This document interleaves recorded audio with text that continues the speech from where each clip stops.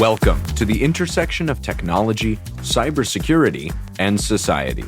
Welcome to ITSP Magazine. You're listening to a new The National Blast podcast with Keenan Skelly. Join Keenan and guests as they blast you to a place that is certainly not boring, yet still giving you highlights from areas in cyber where key policies and legislation are needed, exist, but aren't enforced, or no one is even talking about it.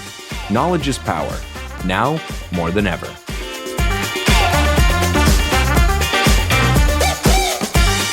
Hello, everyone. It is Keenan Skelly, the host of the National Blast. I, as always, have a phenomenal guest on with me today. Paddy, I'm going to hand it over to you. Please introduce yourself to the listeners and tell us a little bit about what we're going to talk about today.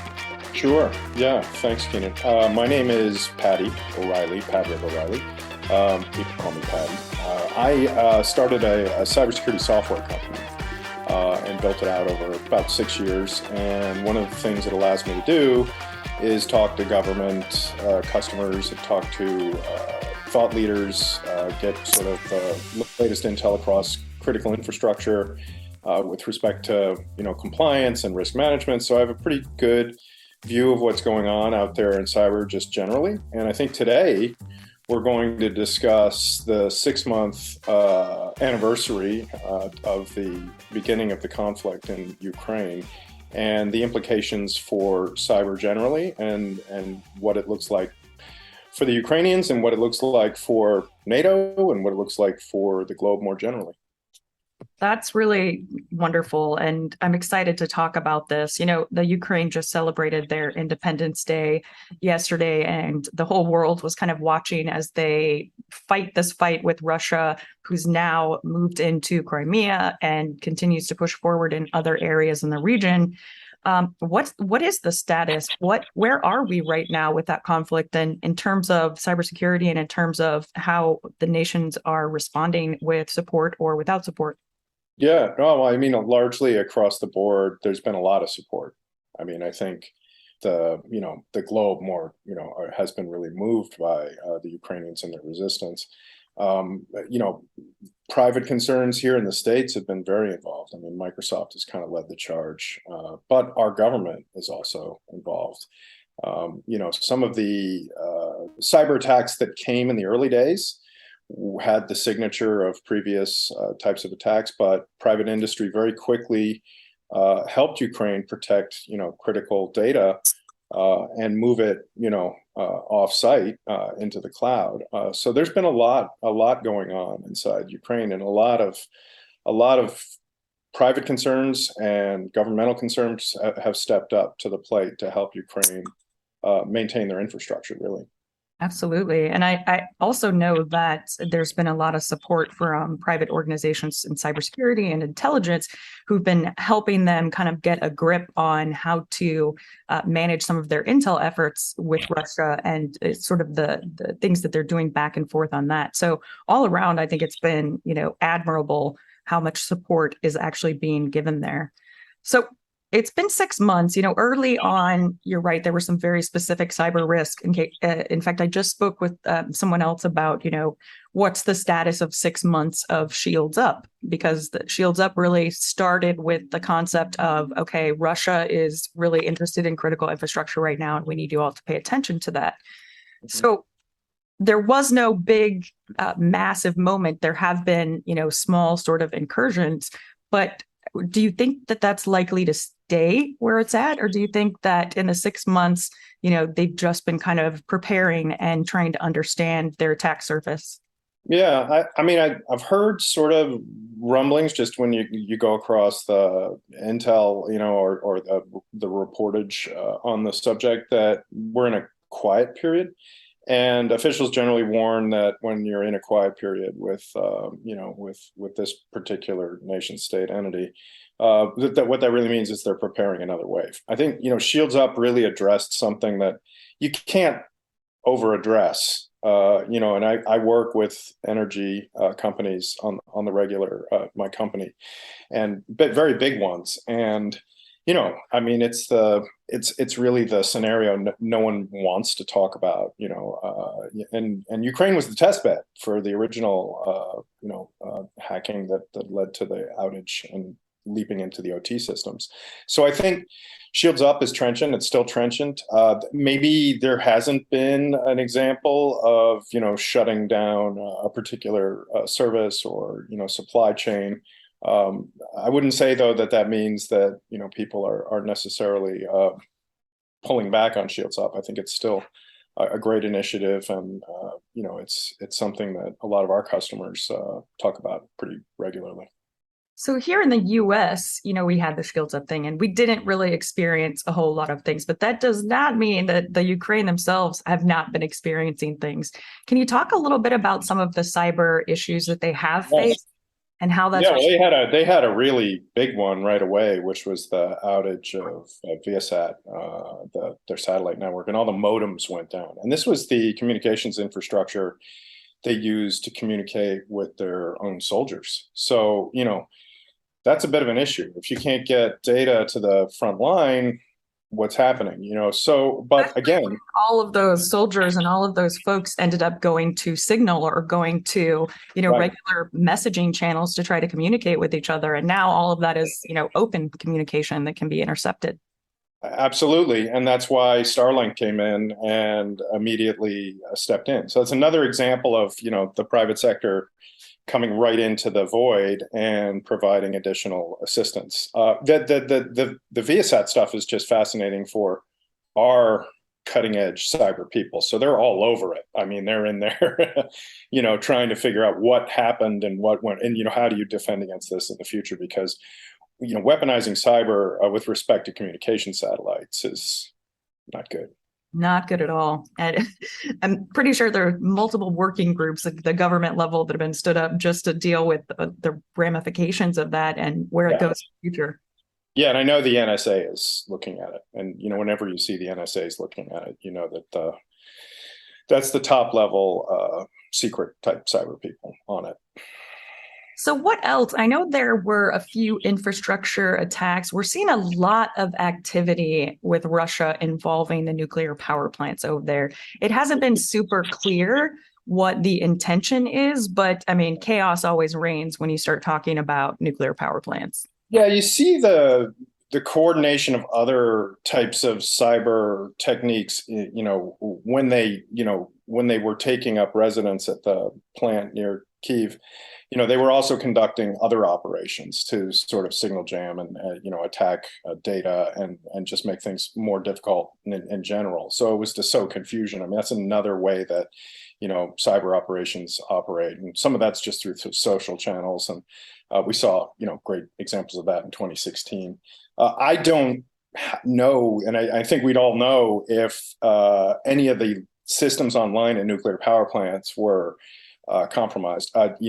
Generally, nuclear power, in my experience, is one of the most secure facilities with respect to cyber. Their cyber, maturity rating tends to be way up there for obvious reasons. What just as a private citizen, though, when you see that there's a lot of activity around nuclear power plants, they're being taken, held.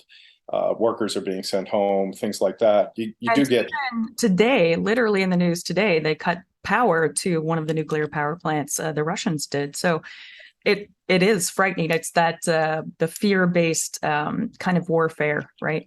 Yes. Yeah. And, it's deeply concerning and, it bears very close watching. And I'm sure plenty of people are, trying to help.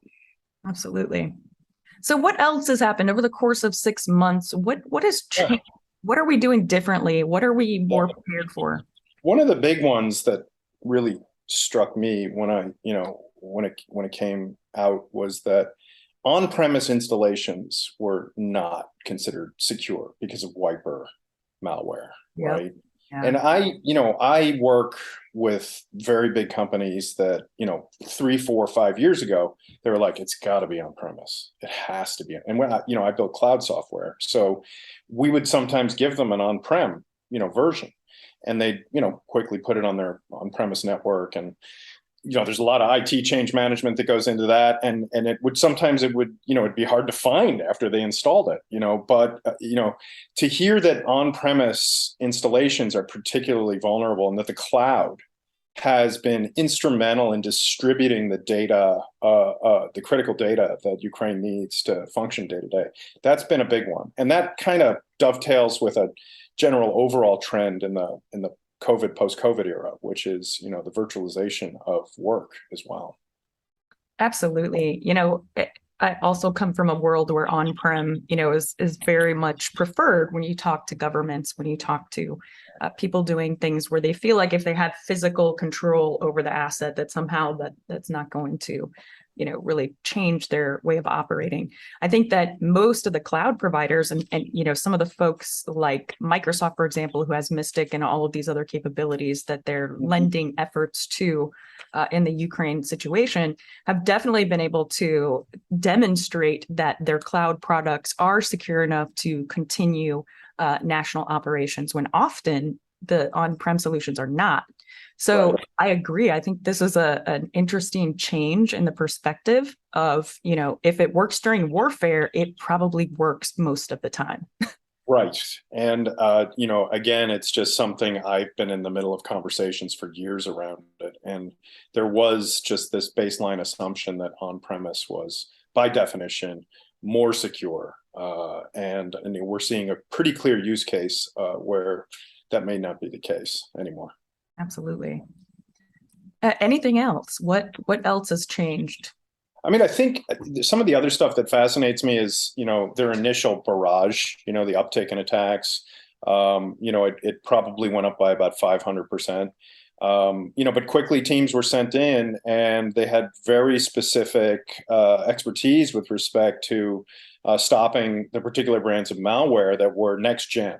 So they did resemble the previous brands of malware you saw coming out of the state-sponsored agencies, but the teams were very good at immediately stopping a great deal of that malware proliferation, which that was fascinating to me. What's also fascinating is how over the course of it, the defense tactics and the learnings have just gotten better and better over time. And you can't say to this day, and I've read like high-level theoretical papers about it, written by like think tank types. They're just saying that the campaign has not been terribly effective to date. That the cyber, and we, before this, when we heard Russia and cyber war, we were like, everyone in cyber is like, this could get, very, very bad very quickly.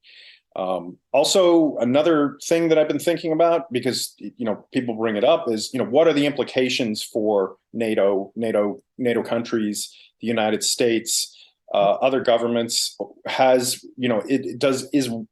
Is there some consideration that they might broaden the scale of the conflict? Thus far, we haven't really seen that, which means they're being, careful. There's obviously probably pretty good reasons for that, but that's not. We shouldn't, rest on our laurels there. And that again gets back to shields up. The Russians are very capable when it comes to these sorts of campaigns. They're the best in the world, really. That's an interesting statement, and I've seen a lot of back and forth on that. I think a lot of people are in this camp that Russia was very good at the things that they had been doing in the past, but primarily because they had outsourced cyber to cyber, experts and right. all of these companies that have now quietly switched back into ransomware mode. Right. And then there are some people who really believe that they still have the strategy to be able to kind of carry that out. But what we've seen across all of the warfare suggests both of those are kind of true, right? They came at this with a very old school Russian mentality about how they were going to do it, and they weren't prepared for the scrappiness of the Ukraine and the Ukrainian people and the support from the rest of the world. So what do you think? Is it the former, which is very much, they still have massive capabilities that they just haven't brought to bear? Or do you think that maybe they came into this a little bit unprepared and outdated? Yeah, I'm more on the hubris side. I mean, my Irish lineage tilts me more toward they were not prepared for the entrenched battle and the will of the people. I think empires and large states, frequently overestimate their capability to subdue populations. I just history kind of points that out, and I think we're in one of those situations now. That said, I bet the Ukrainians remain vigilant. Oh yeah. Yeah. So as a former EOD tech, I found it really interesting that, a lot of the munitions that they were using, a lot of the warfare capabilities, standard warfare capabilities that they brought to bear were decades old. Mm-hmm. And that, to me, that really said a lot about how unprepared they really were in terms of being able to jump into this fight. When you're using Vietnam era or earlier era munitions and tanks and rockets and things of that nature, you have to wonder, how is that relating to the cyber side of the house? And I think luckily at this point, we haven't seen them bring anything massive to bear. Do you think that's going to change? Possibly. I just, sometimes I think about, the resources they have, because in a somewhat unrelated, vein, the ransomware plague of last year and early into this year was, it was something that, had people really on edge, and it still does. But like you say, how governable, are these rogue operators within, a classically hierarchical intelligence and political apparatus, right? That's sort of what I'm wondering at this point. Absolutely. Especially when you see major groups coming out. This was a big topic that we talked about at RSA with folks. When Conti comes out and says, we 100% support Russia, we're going to do everything we can. And then a week later, one of their own members and co-founders leaks all of this information and says, no, we don't agree with that. And the organization is now struggling to figure out what they are and who they are. I think that's probably the case with a lot of threat actors. There's a lot of threat actors that are just in it for the money. And there's also threat actors who are in it to make really good money from nation states if they're providing that. So it's really interesting to see how that's kind of been playing out. And I wonder how it's going to continue to play out as Russia reevaluates its current status. Yeah, me too. Because to some extent, it's just a huge question across cyber. It has to do with the criminal activity and, what are the incentives for it to continue or to be leveraged by nation state actors. It's a big part of cyber. It just is. So how would you recommend kind of, the US moving forward and Ukraine moving forward and the partner countries, what do they need to be paying attention to? What do they need to pay particular attention to, given the unpredictability of what we can expect from Russia? Yeah, I mean, I think you see some of the reports that are coming out and being published by, Microsoft, by think tanks. I would like it if the government maybe talked a little bit more, about it. I understand that there are political reasons not to, but there have been some very clear, learnings that, distributing your data, backing it up, these are things that, bear mentioning on occasion. Also talking about just getting rid of the fog of things. What does it mean when you say they're on a network? What does it mean when you say they're just conducting espionage? What does it mean when you say they could go cyber to physical? Because I think people live with sort of a day-to-day, drip of fear with respect to some of these things. And I know even among professionals in cyber, we sometimes tiptoe around, things that can go wrong. And, I don't know that is the correct way to do it, because there are plenty of people who are rushing into the breach right now. And, they're not shying away from this stuff. But this is like the age-old question in all of warfare, right? How much deterrence is enough deterrence versus how much this is what we saw, this is what we did, we took care of it, and there you go, deal with that. Because sometimes, being very open is deterrence, and sometimes not sharing detail is deterrence. It's such a fine line to walk. Balance. You're right. It's a total balance. You saw that when the FBI went after, some of the ransomware exchanges.